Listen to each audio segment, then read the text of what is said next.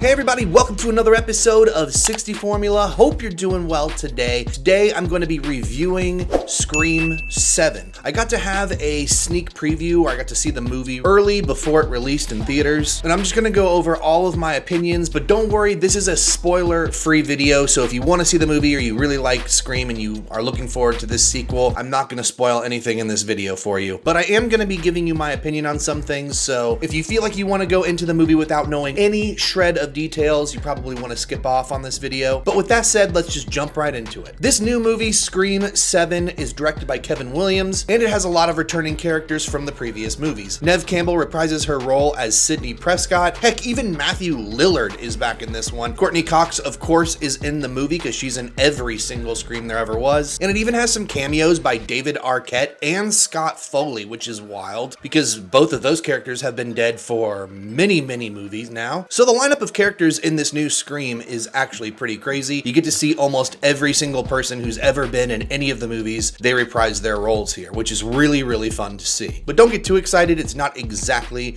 what it seems. Now, this entire Scream movie follows Neve Campbell's character, Sidney Prescott, which is really cool because we haven't had Sidney Prescott in like 2 Scream movies now. She's definitely not been the central focus of like the last 3. So for them to come back and have the focus of the whole movie be on Sidney Prescott is really cool. It kind of makes the movie feel like it should have came after the 3rd Scream, which is really weird because this is the 7th and everyone looks like they're 300 years older. But I'm not going to make fun of that because I also look 300 years older since the first Scream movie came out. Now, the biggest draw to this sequel, I think why most people want to go see it, is because Matthew Lillard has reprised his role as Stu Macher, which is one of the original killers in the very first Scream. If you've ever seen that movie, you know that those characters, well, they dead. So everybody's buzzing, why is Matthew Lillard in this movie? Is he still alive? Did he somehow come back? Did he survive? What is the deal? And you'll have to go and see this movie to find out for yourself. But it is a breath of fresh air to see Matthew Lillard back in his role,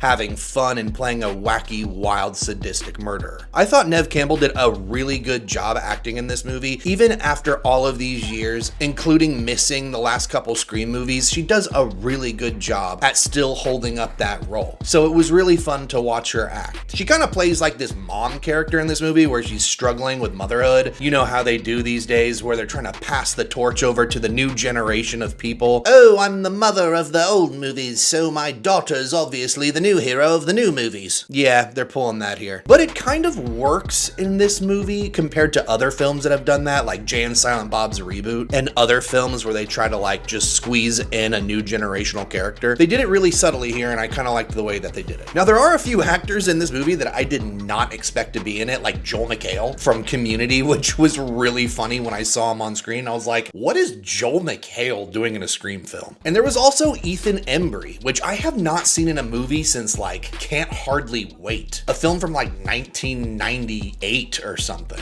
But I love Ethan Embry, so it was really cool to see him on screen here, and I thought he did a really good job playing the character that he was assigned. Now, I've seen all of the Scream films, and I'm not really a huge fan of Scream 5 or Scream 6. They weren't really good. They drifted away from the original cast, except for Courtney Cox, of course, and focused on other people like Jenna Ortega. So the last 2, while I did appreciate them, I thought they were fun because I liked the Scream franchise and the Scream series. It was just kind of lackluster and boring. I didn't care about those characters and I just wanted to watch what Sidney Prescott was doing, but we were denied all of that stuff until this newest Scream film. Now, the way this film starts out, I gotta admit, is really cool. I loved the opening of this movie. It starts out with kids going to an Airbnb, which used to be Stu Macher's house, where all of the original murders took place. Scream is really well defined by its opening scenes and how well they do these opening cuts. And I thought out of all of the movies, this was definitely up there, definitely top 5. Now, the only thing I really liked about Scream 5 and 6 was Mason Gooding's character and Jasmine Savoy Brown. They're a brother and sister duo who are apparently like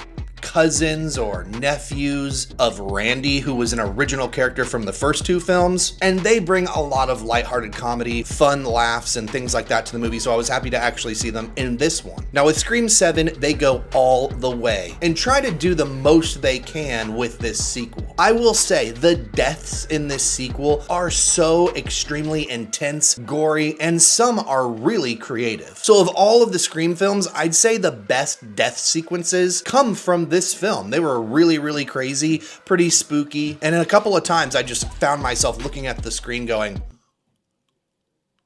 so I really enjoyed that. I thought that was really cool that they kind of elaborated and expanded on the goriness and the different ways that the people died. I did think that the beginning was a little bit slow. Typically in Scream movies, things just start up really quickly and then they just ramp up from there. But in this Scream movie, things got crazy in the beginning, but then kind of slowed and died off for a good 30 minutes. Things eventually picked up and it gets a little bit more and more tense as you go on, but it definitely was not like a build-up, so to say. Now let's talk a little bit about Matthew Lillard coming back to the series. He hasn't been in a Scream movie since the first one.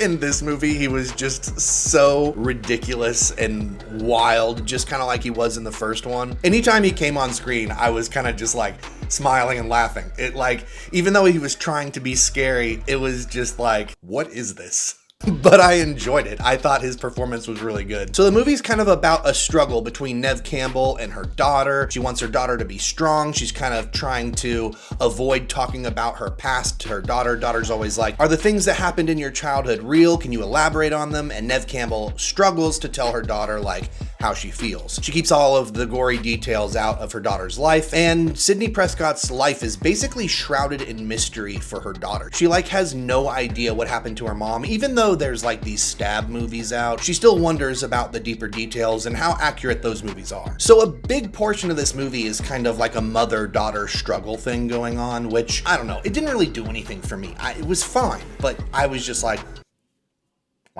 now, Courtney Cox comes into the movie about like, I don't know, 2/3 of the way or maybe halfway in, and she is just throwing F-bombs like no one's business. F this, F that, F this. She's just got like the dirtiest potty mouth of any character in Scream. Not to mention, she kind of looks like Michael Jackson now. Joel McHale, even though he's really funny, is not funny at all in this movie. He plays the chief of police and he's just kind of like a one-note dude. Just, I'm the dad who's here to try and protect my daughter and my wife, which, by the way, in the movie, it seems like there's no chemistry between Neve Campbell and her husband. We're given like one scene where they lay in bed and they kind of kiss each other and they're like, look, they love each other. But besides that, she doesn't even get in the ambulance with him when he gets hurt in the movie. She's just kind of like, bye. Now, this movie does the same thing all Scream movies do. Who done it? Who did the murder? Who's Ghostface? Who is the killer? But in this movie, they don't do a very good job at making you really like confused about it. Most of the time you're like,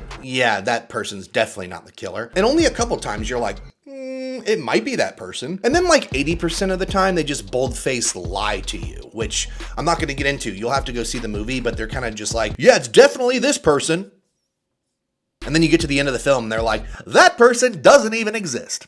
Okay. I wish there was a little bit more between Gale Weathers and Sidney Prescott because they have a cool chemistry on camera and I would have loved to see them interact a little bit more, but unfortunately they're not in the same scene that much in this movie, which is a little bit weird. But I'm glad they didn't put the full focus on the new generation of kids in this film, and they kind of split it evenly 50-50 between the old generation and then another 50% on this new generation, which felt good. It felt like we were easing in to these new characters instead of them being just forced in our face. And now I'm going to arrive to one of the points about why I didn't really like the end of this film. I felt like the end kind of fell flat and it was super anticlimactic. The entire movie they're trying to be like, hey, here's this whole generation of people who've been in Scream movies, and then you got this whole new generation of people who've never been in a Scream movie. And they're trying to be like, we're going to pass the torch down. That's what we're doing. We're letting you know, hey, Neve Campbell, she can't do these forever. Courtney Cox, she looks like a mutant baby. So it makes sense, we gotta have a new generation. But by the end of the film, nothing really changes. Everything that typically happens at the end of a Scream film happens here. They don't really pass the torch. They kind of just put the torch in your face and go,